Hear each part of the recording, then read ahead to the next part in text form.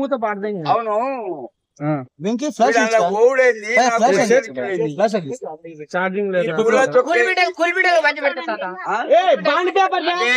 వాడెవడు పల్లవి ప్రశాంత్ గారు కట్టా అన్నాడు. ఇట పెట్టినాడు రైతు బిడ్డ. ఆయన చెప్పి నేను చేస్తా, చేయకపోతే ఇక్కడ ఆ కొరకు గురయ్యి నువ్వే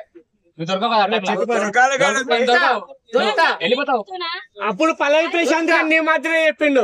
పల్లవి ప్రశాంత్ గారు బాండ్ పేపర్ రాసిస్తా నేను. నా పొంగులో బాండ్ పేపర్ బిగ్ బాస్ కి ఎందుకు వెళ్ళాలి? సినిమా యాక్టర్ అన్నా సరే, మాట్లాడుకోవడం లేకపోయినా పర్వాలేదు అన్న. 90 ఉంది దాని ద్వారా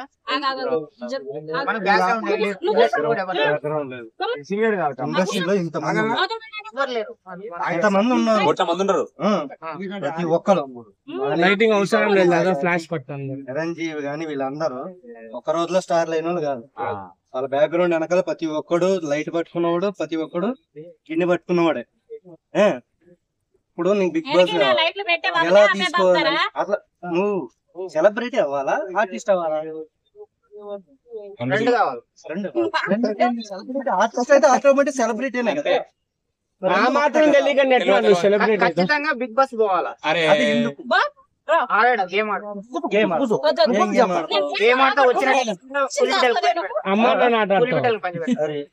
ఎందుకు రోజు పని చేస్తే 1000 రూపాయలు నాకే సరిపోతాయి కదా.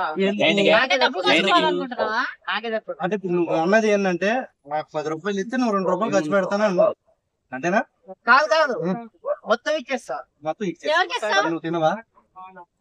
నేను నాకు అవకాశాలు వస్తాయి. పల్లవి ప్రశాంత్ అన్నాడు ఖచ్చితంగా వస్తాయి. గెలిచిండు. ఏమైనా సినిమా చేస్తున్నాడా? ఆయన సినిమా యాక్టర్ కాదు కదా. ఆడికి ఆరోగ్యం ఉంది కదా. ఆయన సినిమా యాక్టర్ కాదు. Cinema actor. Bigg Boss Bigg Boss ఏంటి? బిగ్ బాస్ ఫుల్ ఫామ్ ఏంటి బ్రో? అప్పుడు బిగ్ బాస్ ఏంటి? కన్నా ఏమి లేకనే ఓటు ఎందుకు అంటారా?